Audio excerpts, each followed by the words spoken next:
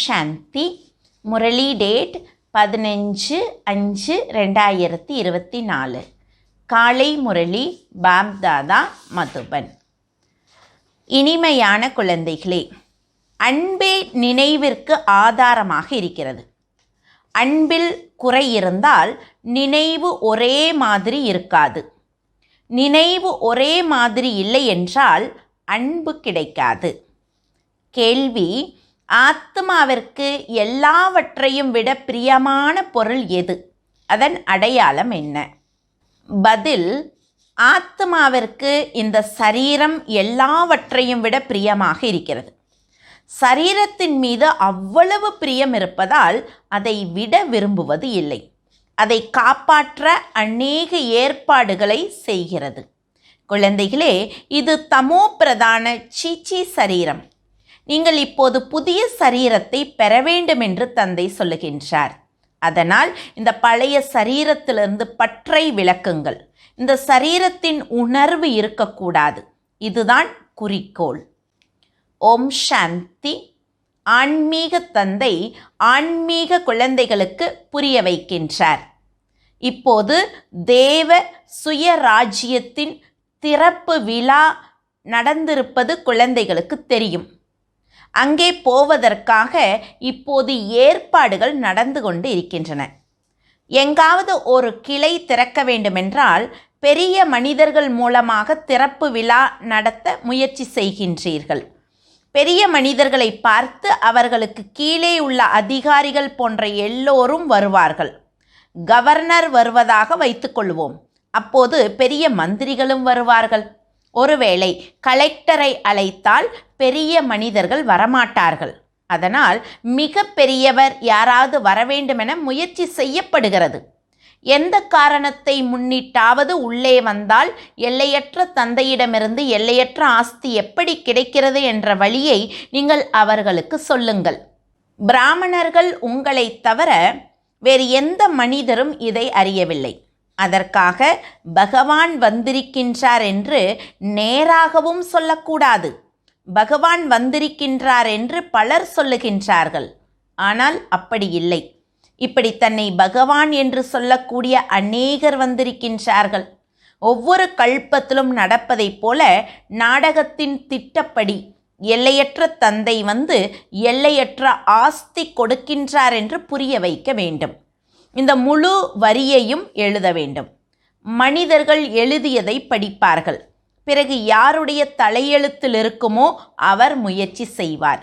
எல்லையற்ற தந்தையிடமிருந்து எல்லையற்ற ஆஸ்தியை நாம் பெறுகின்றோம் என்பது குழந்தைகள் உங்களுக்கு தெரியும். இங்கே நிச்சய புத்தியுடைய குழந்தைகளே வருகின்றார்கள். நம்பிக்கை புத்தியுடையவர்களுக்கும் பிறகு ஒரு நேரத்தில் சந்தேக புத்தியுடையவர்களாக ஆகிறார்கள். மாயா வீழ்த்தி விடுகிறது. போக போக தோல்வியடைந்து விடுகின்றார்கள். எப்போதும் ஒரு பக்கமே வெற்றி இருக்குமாறு தோல்வியே ஏற்படாதவாறு சட்டம் இருப்பதே இல்லை. வெற்றி தோல்வி இரண்டும் நடக்கிறது. யுத்தமும் 3 விதங்களில் நடக்கின்றது. First class, second class, third class. சில நேரம் யுத்தம் செய்பவர்களும் பார்ப்பதற்காக போகின்றார்கள். அவர்களும் அனுமதிக்கப்படுகின்றார்கள். ஒருவேளை அவர்கள் மீதும் சாயம் படியலாம். அவர்கள் இந்த சோதனைக்கு வரலாம். ஏனென்றால் நீங்கள் மகாரதி போராளிகள் என்பது உலகத்திற்கு தெரியாது. எனினும் உங்களிடத்தில் ஆயுதங்கள் போன்ற எதுவும் இல்லை. உங்கள் கைகளில் ஆயுதங்கள் இருந்தாலும் அழகாக இருக்காது. எனினும் ஞான வாள், ஞான கட்டாரி என்று தந்தை புரிய வைக்கின்றார். அதனால் அவர்கள் ஸ்தூலத்தில் இருப்பதாக புரிந்து கொண்டார்கள். குழந்தைகள் உங்களுக்கு தந்தை ஞான ஆயுதங்களை கொடுக்கின்றார். இதில் வன்முறையின் விஷயமே இல்லை. எனினும் இதை புரிந்து கொள்ளுவது இல்லை. தேவிகளிடம் ஸ்தூல ஆயுதங்களை கொடுத்திருக்கின்றார்கள். அவர்களையும் வன்முறையாளர்களாக மாற்றிவிட்டார்கள். இது முற்றிலும் அறிவீனம். யார் யார் மலராக மாறக்கூடியவர்கள் என்பதை தந்தை நல்லபடியாக அறிந்திருக்கின்றார். மலர்கள் முன்னால் இருக்க வேண்டும் என்று தந்தை தானே சொல்லுகின்றார். இவர் மலராக மாறப்போவது உறுதி. தந்தை பெயரை சொல்லுவதில்லை. இல்லையென்றால் நான் முல்லாவேனா என்ன என்று கேட்பார்கள். நரனிலிருந்து யார் நாராயணன் ஆவீர்கள் என்று தந்தை கேட்கின்றார். அப்போது எல்லோரும் கைகளை உயர்த்துகின்றார்கள். யார் அதிக சேவை செய்வார்களோ அவர்கள் தந்தையையும் நினைவு செய்கின்றார்கள் என்பதையும் தானும் புரிந்திருக்கின்றார்கள். தந்தையிடம் அன்பு இருந்தால் அவரது நினைவும் இருக்கும். ஒரே மாதிரி யாரும் நினைவு செய்ய முடியாது. நினைவு செய்ய முடியவில்லை ஏனென்றால் அன்பு இல்லை. பிரியமான பொருளை அதிகமாக நினைவு செய்வார்கள். குழந்தை பிரியமானதாக இருப்பதால் அதை தாய் தந்தை மடியில் தூக்கி வைத்துக் கொள்ளுகிறார்கள். சிறிய குழந்தையும் மலராக இருக்கிறது. சிவபாபாவிடம் போக வேண்டும் என்று எப்படி குழந்தைகள் உங்கள் உள்ளம் விரும்புகின்றதோ அப்படி சிறிய குழந்தையும் ஈர்க்கிறது. உடனே குழந்தையை தூக்கி மடியில் வைத்துக் கொள்ளுவார்கள், அன்பு காட்டுவார்கள். இந்த எல்லையற்ற தந்தை அதிக பிரியமாக இருக்கின்றார். அனைத்து நல்ல மன ஆசைகளையும் நிறைவேற்றுகின்றார். மனிதர்களுக்கு என்ன வேண்டும்? ஒன்று, ஆரோக்கியம் நன்றாக இருக்க வேண்டும். ஒருபோதும் நோய் வரக்கூடாதென்று விரும்புகின்றார்கள். இந்த ஆரோக்கியம் எல்லாவற்றையும் விட நல்லதாக இருக்கிறது. ஆரோக்கியம் நன்றாக இருந்து பைசா இல்லை என்றால் அந்த ஆரோக்கியம் எந்த காரியத்திற்கு இருக்கிறது? பிறகு செல்வம் வேண்டும், அதன் மூலம் சுகம் கிடைக்கிறது. உங்களுக்கு ஹெல்த் வெல்த் இரண்டும் நிச்சயம் கிடைக்கும் என்று தந்தை சொல்லுகின்றார். இது ஒன்றும் புதிய விஷயம் கிடையாது. இது மிகப்பெரிய பழைய விஷயம். நீங்கள் எப்போது சந்தித்தாலும் இப்படியே சொல்லுவீர்கள். மற்றபடி லட்சம் வருடங்கள் ஆகிவிட்டன, கோடி வருடங்கள் ஆகிவிட்டன என்று சொல்ல மாட்டீர்கள். இந்த உலகம் எப்போது புதியதாகிறது, எப்போது பழையதாகிறது என்பது உங்களுக்கு தெரியும். ஆத்மாக்கள் நாம் புதிய உலகத்திற்கு போகின்றோம், பிறகு பழைய உலகத்திற்கு வருகின்றோம். உங்களுக்கு ஆல்ரவுண்டர் என்ற பெயர் வைக்கப்பட்டுள்ளது. நீங்கள் ஆல்ரவுண்டர் என்று தந்தை புரிய வைக்கின்றார். பாகத்தை நடித்து நடித்து இப்போது பல பிறவிகளின் கடைசிக்கு வந்து சேர்ந்திருக்கின்றீர்கள். முதலில் ஆரம்பத்தில் நீங்கள் பாகத்தை நடிக்க வருகின்றீர்கள். அது ஸ்வீட் சைலன்ஸ் ஹோம்.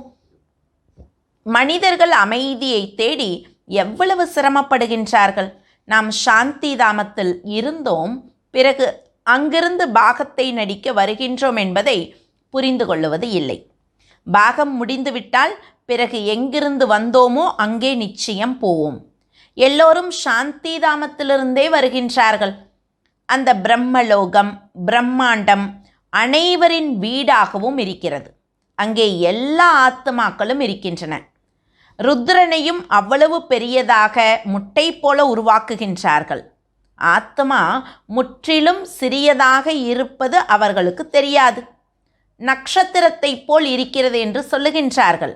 இருந்தும் பெரிய உருவத்திற்கே பூஜை செய்கின்றார்கள். இவ்வளவு சிறிய புள்ளிக்கு பூஜை செய்ய முடியாது என்பது உங்களுக்கு தெரியும். பிறகு பூஜை எதற்கு செய்வது? அதனால் பெரியதாக உருவாக்கி பின்னர் பூஜை செய்கின்றார்கள், பாலாபிஷேகம் செய்கின்றார்கள். உண்மையில் அந்த சிவன் அபோக்தாவாக இருக்கின்றார், அதாவது எதையும் அனுபவிக்காதவராக இருக்கின்றார்.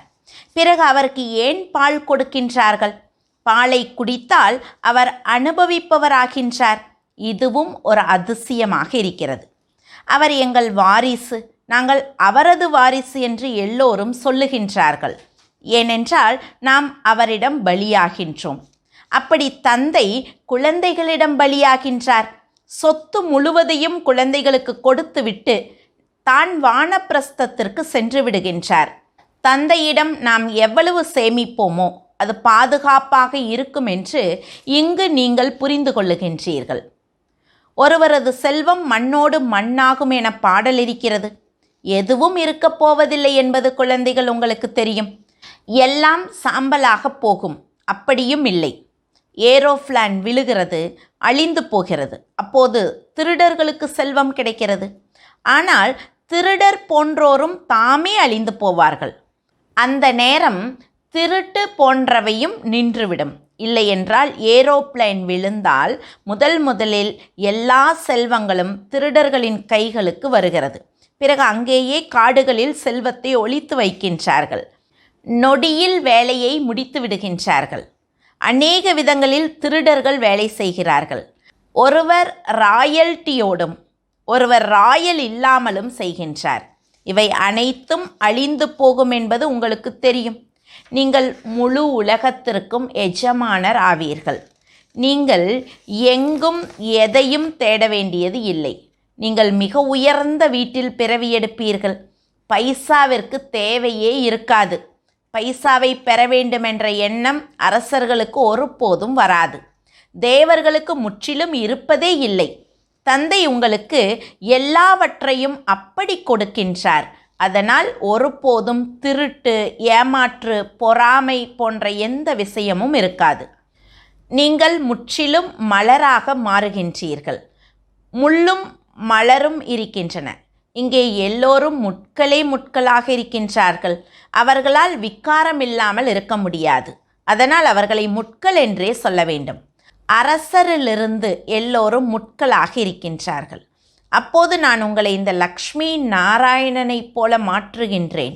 அதாவது அரசர்களின் அரசராக மாற்றுகின்றேன் என்று தந்தை சொல்லுகின்றார். இந்த முட்கள் மலர்களின் முன்னால் சென்று தலை வணங்குகின்றன. இந்த லக்ஷ்மி நாராயணர் அறிவாளிகளாக இருக்கின்றார்கள். சத்தியுகத்தில் இருப்பவர்களை மகாராஜா என்றும் திரேதா யுகத்தில் இருப்பவர்களை ராஜா என்றும் சொல்லுவார்கள் என்பதையும் தந்தை புரிய வைத்திருக்கின்றார். பெரிய மனிதரை மகாராஜா என்று சொல்லுவார்கள். சிறிய செல்வந்தரை ராஜா என்று சொல்லுவார்கள். மகாராஜாவின் தர்பார் முதலில் நடக்கிறது. பதவி இருக்கிறது. நாற்காலிகளும் நம்பர்வார் கிடைக்கும். வராதவர் யாராவது வந்துவிட்டால் முதலில் அவருக்கு நாற்காலி கொடுப்பார்கள். கௌரவம் அளிக்க வேண்டியிருக்கிறது. நமது மாலை உருவாவது உங்களுக்கு தெரியும். இதுவும் குழந்தைகள் உங்கள் புத்தியில் இருக்கிறது. வேறு யாருடைய புத்தியிலும் இருப்பதே இல்லை. ருத்ர மாலையை எடுத்து உருட்டிக்கொண்டே இருக்கின்றார்கள். நீங்களும் உருட்டினீர்கள். அநேக மந்திரங்களை ஜெபித்தீர்கள். இதுவும் பக்தி என்று தந்தை சொல்லுகின்றார். இங்கே ஒருவரை மட்டும் நினைவு செய்ய வேண்டும். இனிமையிலும் இனிமையான குழந்தைகளே, பக்தி மார்க்கத்தில் தேக அபிமானத்தின் காரணத்தால் நீங்கள் எல்லோரையும் நினைவு செய்து வந்தீர்கள். இப்போது குறிப்பாக என்னை மட்டும் நினைவு செய்யுங்கள் என்று தந்தை சொல்லுகின்றார். ஒரு தந்தை கிடைத்திருப்பதால் அமர்ந்தாலும் எழுந்தாலும் தந்தையை நினைவு செய்தால் அதிக மகிழ்ச்சி ஏற்படும். தந்தையை நினைவு செய்தால் முழு உலகின் அரச பாக்கியம் கிடைத்துவிடும். எந்த அளவு நேரம் குறைந்து கொண்டே போகுமோ அந்த அளவு சீக்கிரமாக நினைவு செய்து கொண்டே இருப்பீர்கள். நாளுக்கு நாள் முன்னேறி சென்று கொண்டே இருப்பீர்கள். ஆத்மா ஒருபோதும் களைந்து போவது இல்லை. சரீரத்தால் ஏதாவது மலை மீது ஏறினால் களைத்து விடுவீர்கள். தந்தையை நினைவு செய்வதில் உங்களுக்கு எந்த களைப்பும் ஏற்படாது. மகிழ்ச்சியாக இருப்பீர்கள். தந்தையை நினைவு செய்து முன்னேறி சென்று கொண்டே இருப்பீர்கள். சாந்திதாம் போவதற்காக அரை கல்பம் குழந்தைகள் முயற்சி செய்தீர்கள். குறிக்கோளை பற்றி எதுவும் தெரியவில்லை. குழந்தைகள், உங்களிடம் அறிமுகம் உள்ளது. பக்தி மார்க்கத்தில் யாருக்காக இவ்வளவு எல்லாவற்றையும் செய்தீர்களோ அவர் என்னை நினைவு செய்யுங்கள் என்று இப்போது சொல்லுகின்றார். தந்தை சொல்வது சரியா இல்லையா என நீங்கள் எண்ணி பாருங்கள். தண்ணீரின் மூலமாகவே நாம் தூய்மையாக மாறுவோம் என்று அவர்கள் நினைக்கின்றார்கள். தண்ணீரோ இங்கும் இருக்கிறது. இது கங்கை தண்ணீரா என்ன? இல்லை, இது மழை பொழிந்ததால் சேர்க்கப்பட்ட தண்ணீர். நீரூற்றிலிருந்து தண்ணீர் வந்து கொண்டே இருக்கிறது. அதை கங்கை நீர் என்று சொல்ல மாட்டார்கள். அது ஒருபோதும் நிற்பது இல்லை. இதுவும் இயற்கையாக இருக்கிறது. மழை நின்று போகிறது, பிறகும் தண்ணீர் வந்து கொண்டே இருக்கிறது. வைணவர்கள் எப்போதும் கிணற்று நீரையே குடிக்கின்றார்கள். ஒரு பக்கம் அதை தூய்மையான தண்ணீர் என்று நினைக்கின்றார்கள். மறுபக்கம் அழுக்கிலிருந்து தூய்மையாக மாறுவதற்கு கங்கையில் குளிக்கப் போகிறார்கள். இதை அஞ்ஞானம் என்றே சொல்ல வேண்டும். மழை நீர் நல்லதாகவே இருக்கும். இதையும் டிராமாவின் இயற்கை, இறைவனின் அதிசய இயற்கை என்று சொல்லப்படுகிறது. விதை எவ்வளவு சிறியதாக இருக்கிறது, அதிலிருந்து எவ்வளவு பெரிய மரம் வெளிப்படுகிறது. நிலம் தரிசாக்கப்படும் போது அதில் சக்தி இருப்பதில்லை, வளம் இருப்பதில்லை என்பது உங்களுக்கு தெரியும். குழந்தைகள் உங்களுக்கு சொர்க்கம் எப்படி இருக்கும் என்ற எல்லாவற்றையும் தந்தை இங்கேயே அனுபவம் செய்ய வைக்கின்றார். இப்போது அது இல்லை. நாடகத்தில் இது நிச்சயிக்கப்பட்டிருக்கிறது. குழந்தைகளுக்கு காட்சி கிடைக்கிறது. அங்குள்ள பழங்கள் போன்றவற்றை எவ்வளவு நல்ல இனிப்பாக இருக்கின்றன என்பதை நீங்கள் தியானத்தில் பார்த்து வந்து சொல்லுகின்றீர்கள். இப்போது எதை காட்சியில் பார்த்தீர்களோ அதை அங்கே போகும்போது இந்த கண்களால் பார்ப்பீர்கள், வாயால் சாப்பிடுவீர்கள். எதை காட்சியாக பார்த்தாலும் அதை இந்த கண்களால் பார்ப்பீர்கள். பிறகு உங்கள் முயற்சியை பொறுத்தது. ஒருவேளை முயற்சியே செய்யவில்லை என்றால் என்ன பதவி பெறுவீர்கள்? உங்கள் முயற்சி நடந்து கொண்டிருக்கிறது. நீங்கள் இப்படி ஆவீர்கள். இந்த விநாசத்திற்கு பிறகு இந்த லக்ஷ்மி நாராயணனின் ராஜ்யம் நடக்கும். இப்போது இதுவும் தெரிந்துவிட்டது. தூய்மையாக மாறவே நேரம் பிடிக்கிறது. நினைவு யாத்திரை முக்கியமாக இருக்கிறது. சகோதரன் சகோதரி என்று நினைத்தாலும் சிலருக்கு கெட்ட உணர்வுகள் விடுவதில்லை என்பதை பார்க்கின்றார். அதனால் இப்போது சகோதரன் சகோதரன் என்று உணருங்கள் என்று சொல்லுகின்றார். சகோதரன் சகோதரி என்று நினைத்தாலும் திருஷ்டி பிறழுகிறது. சகோதரன் சகோதரன் என பார்த்தால் பிறகு சரீரமே இருப்பது இல்லை. நாம் எல்லோரும் ஆத்மாக்கள், சரீரம் இல்லை. இங்கே எது கண்களுக்கு தெரிகிறதோ அது அழிந்துவிடும். இந்த சரீரத்தை விட்டுவிட்டு நீங்கள் அசரீரியாக போக வேண்டும்.